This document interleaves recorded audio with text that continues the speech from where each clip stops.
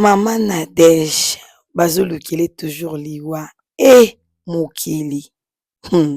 J'ai failli mourir aussi. Mais je crois que celui-ci a été quand même un peu différent. C'est vrai que j'ai connu des combats spirituels, des choses comme ça, des attaques. Mais cette fois-ci, c'était et spirituel et physique.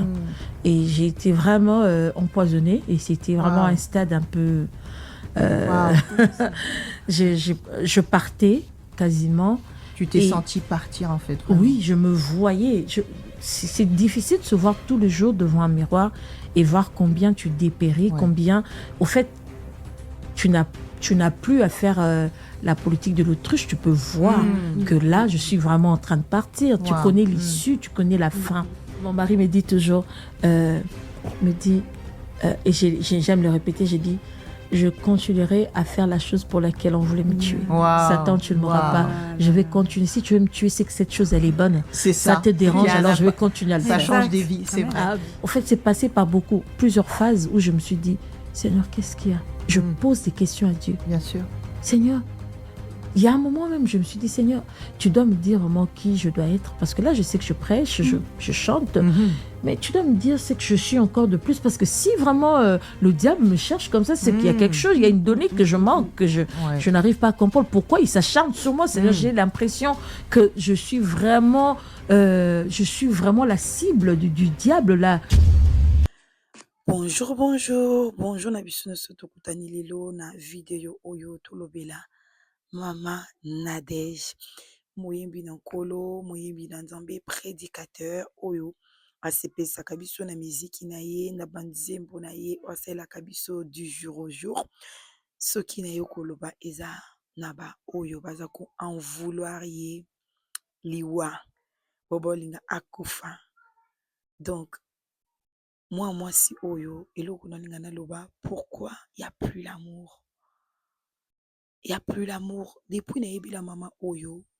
Ça fait un moment nayokaka ba video ezala kaka balingai basalanga boye nabelaki malade nasala eboye alobaki eza spirituel, mais jusqu'à ce point ekomi même physiquement boye, même batiela ye kisi to azala empoisonné ntina moment oyo mokili tolingani te. Pourquoi en vouloir ye liwa? Banzembo kitoko asalelaka biso, to eza entourage na ye, to eza bato, to eza famille. En tout cas nalandi video esalinga pasi. Esalinga pasi déjà ntango bazalaki na Gaël, biso nyonso toyebi ke na Gaël, ntango Gaël ezalaki vraiment ye moko papa Alain Moloto azalaki basibisaki déjà babiloko wana ya bapoison de par-ci par-là, de gauche à droite. Nga kutu nakanisi ntango papa Alain akufi ekosila quand même, mais ezocontinue toujours kotiela batiela poison baboma ye boye na boye. Des fois bato bareflechisaka te. Bozoko en vouloir liwa na motu moko oyo azosalela nzambe. Ata lelo olongoli ye na vie na ye lelo oyo okoma ye te. Mpe banzembo aosalela biso epambolaka biso tous les jours, okoma osalela biso yango te. Lelo toperda déjà motu monene papa Alain Moloto akenda. Banzembo oyo tobandaki koyokaka totikalaka na banzembo ya kala, mais banzembo papa Alain Moloto abanda kosalela biso toyokaka yango lisusu te. Lelo nzambe asali à travers mwana mwasi oyo mama Nadège na mobali na ye papa Toms basalela biso banzembo wana. Laissez-leur au moins que basala mokano na nzambe, basala oyo nzambe atie kati na bango na se na moi oyo. C'est pourquoi moi j'ai toujours dit que méfiez-vous, faut se méfier. Soki liwa to poison yango ekomi kokota ntina kati na baeglise, cela veut dire que motema mabe eza partout. Même ndeko na yo, même moto oyo otielaka eliki olobi ke oyo mpenza mikuwa na nga, oyo olobi mpena oyo mpena ele ngai akoki mpe kosala mabe. Parce que komona bango plus entourage na bango mingi eza bato oyo bato babengaka mingi bato na nzambe. Bato oyo mingi bato balobaka basali na nzambe, entourage na bango plus eza bato wana. Mais soki lelo aolobaki batielaki ye poison, ça veut dire que na bato baza na kati ya mokili, il faut toujours faire attention parce que ezotambola ezotambola na lolenge nyonso moto akoki kotiela poison eza kaka mutu te oyo peut-être bolobaki non mopagano oyo asambelaka te nde moto atieli nga poison non mutu mpe akoki kotiela poison mpe emiso ekozala mpe mutu oyo mpe asambelaka mpe kaka motema mabe kaka boye asali nini atieli oyo mpe poison lelo mpo osali nini okei okufi parce que koyoka histoire na ye video oyo natala yango du début jusqu'à la fin franchement j'avais des larmes aux yeux. Biso tolobaka toza ba chrétien soki ntina kati na biso ki christianisme poison ekoti parce que à l'époque ntango bande otiela papa Alain Moloto à chaque fois tondo kaka batieli ye poison boye na boye baza ko en vouloir ye tout ça machin na nani à l'époque ezalaki vraiment ndenge ekomi na ampleur ya lelo te lelo ekomi même mutu aotaloka na mosika boye asepeli na yo te aluki yo liwa atieli yo mpe eloko moko mpe abomi yo to atindeli yo bato bakotoli yo ndoki surtout na basituation actuelle ya Congo to en même temps bon biso nyonso toyebi ke mama Nadege akoma ovanda na Canada akenda basinstalla na Canada mais soki poison wana soki ezaki batielaki yango a partir ya Canada to batielaki yango a partir ya Kinshasa to a partir ya wapi on ne sait jamais parce que eux ils marchent un peu de partout bazalaka de partout en fait baza koto des fois baza koto des fois baza koto oyo c'est juste que même biso bana na Nzambe oyo toyembaka to ata bato bazaka bana na Nzambe mutu nyonso aza mwana na Nzambe mwana na Nzambe ezaka te ke parce que faut ozala na église noza mwana na Nzambe non il y a certaines personnes bakendaka so église te bapréféra kobondela na kati ya ndako mais baza bana na Nzambe eloko fo toyeba eloko fo toyeba yango wana moto ako vouloir yo peut-être parce que oza na ekabo moko ya Nzambe ekati na yo oza na eloko moko oyo eza koétouffe bango eza koétouffe bango na monde na bango aza ko vouloir yo de façon ke atia mutu na yo na se aboma yo alongolo na mokili donc il faut être prudent poiso eza kaka mpo lia yango na biloko olia te eza na balolenge nyonso eza na bakiti ya mopepe ya elamba ya koyoka ya solo tout ça poison eza na balolenge nyonso tu bana biso nyonso tu tozala prudent parce que ezalaki liboso abelaka azobela tout ça boye biso toyoka biso nyonso tu bamaloba makambo ebima ebele selon ye mpe selon mobali na ye biso nyonso toyi pour ne pas dire que oyo nyonso te ebimaka non ye na mobali na ye baza compatible te bakoki kovanda ensemble te yango tout ça boye na boye mama Nadege abelaka oui tolongwe wana lelo Nzambe asala bango grâce ya bana oyo Nzambe apesa bango bana kitoko bana bonne santé bana malamu bana bien mais lelo elongwe wana diable tellement que aluka toujours qu'en vouloir mutu kotuki so atelemi ke aluka toujours atia mutu ya mutu wana na se aluka lolenge nyonso to ekomi ti ya bapoison de par-ci par-là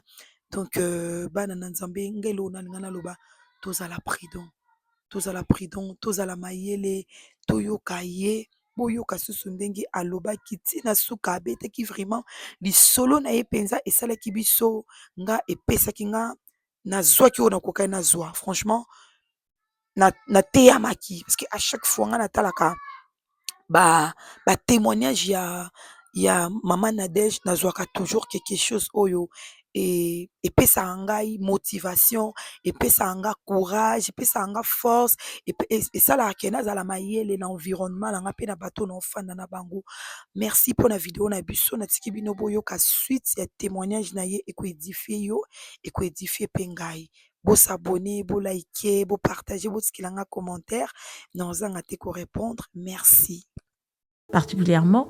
Quand je suis sortie de là, je n'avais pas non plus une pensée pour écrire. Ce n'est qu'après des choses comme ça, des attaques, mais cette fois-ci, c'était spirituel et physique. Hein. Et j'ai été vraiment empoisonnée et c'était vraiment un stade un peu... je partais quasiment. Tu t'es sentie partir en fait. Vraiment. Oui, je me voyais. C'est difficile de se voir tous les jours devant un miroir et voir combien tu dépéris, combien... Au fait, tu n'as plus à faire la politique de l'autruche. Tu peux voir que là, je suis vraiment en train de partir. Tu connais l'issue, tu connais la fin. Et sortir de ces épreuves-là, sortir de cette épreuve particulièrement, quand je suis sortie de là, je n'avais pas non plus une pensée pour écrire. Ce n'est qu'après. J'espère que Bissonne Sotoyo Kindenge Alobindenge a expliqué. Pour moi, je dirais, bato mingi toen vouloiraka Pasteur Moïse Mbiye. Mais je trouve que Pasteur Moïse Mbiye, oui, la famille aussi peut trahir. Mais je préfère lui, comme il reste plus avec sa famille, je préfère. Parce que ceux qui ont la vidéo, oh yo, il y a Maman Nadège tout entière. Tu vas voir qu'elle a dit, elle a sa sœur aussi, elle se confie plus à sa sœur aussi. Ana yana, moi, si, oh, elle se confie à trop naïe. Parce que on dit toujours, on est mieux servi que chez soi. Donc, nga na oloba kaka, bana nzambe, tozala prudent, tozala mayele, mabe koti na mokili makasi. Mabe koti na mokili makasi, moto oboma yo oyeba ye te, moto osala mabe oyeba ye te, okoyeba ye ata moke te.